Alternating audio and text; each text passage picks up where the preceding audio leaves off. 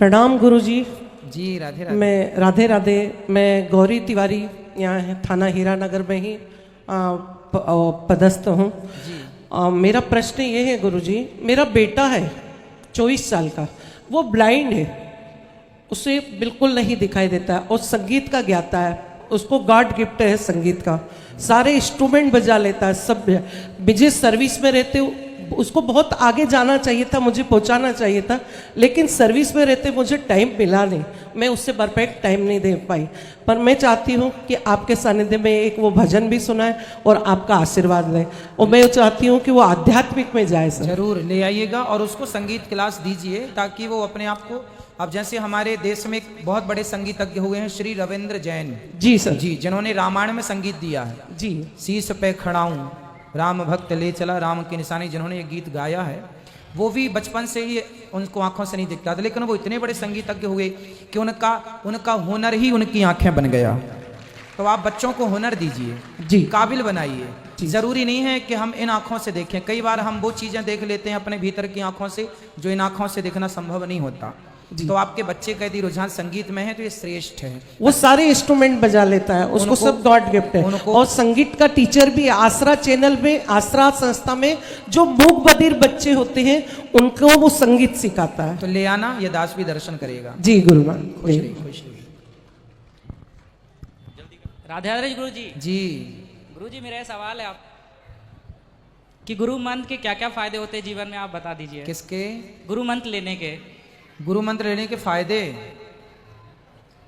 गुरु मंत्र लेने के फायदे ये होते हैं बेटा कि हमें पढ़ने से क्या फायदा मिलता है, हमें स्कूल क्यों भेजा जाता है, स्कूल जाने के क्या फायदे हैं बताओ।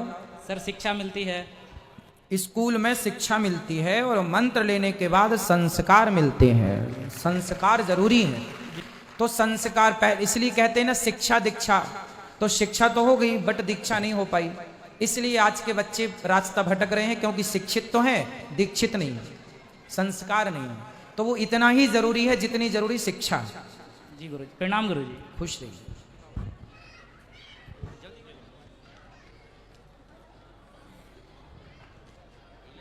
महाराज जी जय जय श्री राधे कुंज बिहारी श्री हरिदास।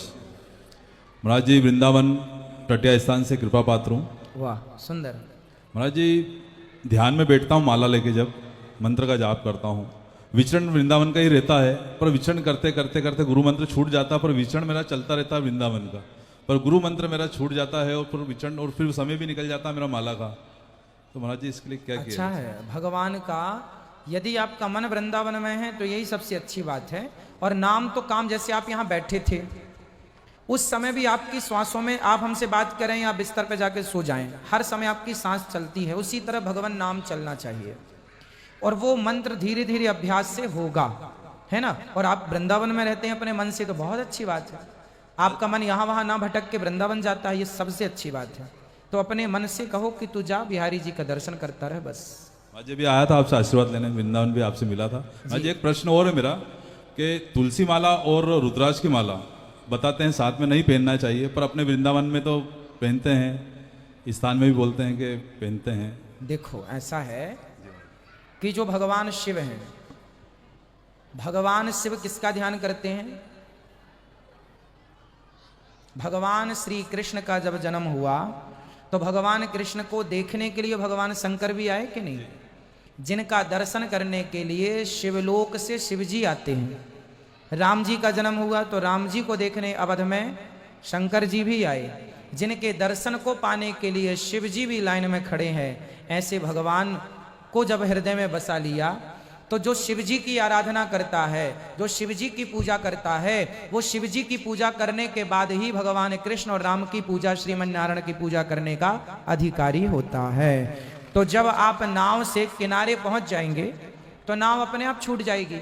नाव में तब तक ही बैठा जाता है जब तक कि आप किनारे पर नहीं पहुंचे। किनारे पर पहुंचने पर भी आप नाव में बैठे रहेंगे तो किनारे पहुंचने का अर्थ क्या हुआ? तो नाव छूट जाएगी। उसी प्रकार भगवान रुद्राक्ष की माला पहनने वाला जब तुलसी पहनता है तो इस भाव से कि मुझे रुद्राक्ष ने तुलसी तक पहुंचाया, मतलब भगवान शिव की उपासना ने। अच्छा, नरसिंह मेहता को आप जानते हैं, नाम सुना आपने? हाँ बोलो हाँ या ना? भक्तमाल में नरसिंह मेहता की कथा है नरसिंह मेहता की भौजाई ने घर से निकाल दिया। नरसिंह मेहता जी शंकर जी के मंदिर में जाके जंगल में जब गए ना, तो वहां एक शिवलिंग था। उस शिवलिंग में जाकर नरसिंह जी लेट गए, पड़ गए, और ऐसे पड़े कि 7 दिन तक वो मूर्छित पड़े रहे। 7 दिन बाद शंकर जी प्रकट हुए। शंकर जी तो भोलेनाथ हैं, प्रकट हो गए कि मेरा भक्त पड़ा है। अब वो प्रकट हो गए, पुत्र क्या चाहिए? तो नरसिंह जी ने कहा भोलेनाथ से, मुझको और कछु ना चाहिए, बस राधा कृष्ण मिलई दे। हे भोलेनाथ, मुझे और कुछ नहीं चाहिए, आप मुझे राधा कृष्ण भगवान का दर्शन कराओ। तो शंकर जी को जब पा लिया तो शिव जी की जिम्मेदारी है कि उन्हें ले जाएं। फिर नरसिंह जी को रासेश्वर रास मंडली में ठाकुर जी जहां रास रचा रहे थे वहां ले गए, और भगवान शिव ने कहा, भगवान ने कहा ये जीव संसारिक कौन है? बोले प्रभु ये भक्त है आपका, और आपको लेकर दर्शन कराने आपका लाया हूं। तो भगवान शंकर भी उठा उठा के भक्तों को भगवान से मिलाते हैं।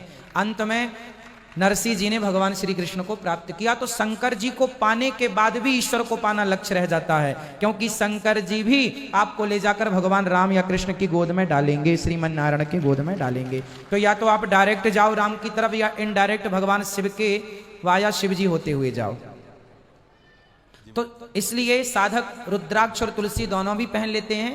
कुछ लोग रुद्राक्ष के बाद तुलसी पहनते हैं, जो जैसा पहना है सब ठीक है, पर भगवान शिव की उपासना का फल है कि भगवान श्री कृष्ण की भक्ति प्राप्त होना।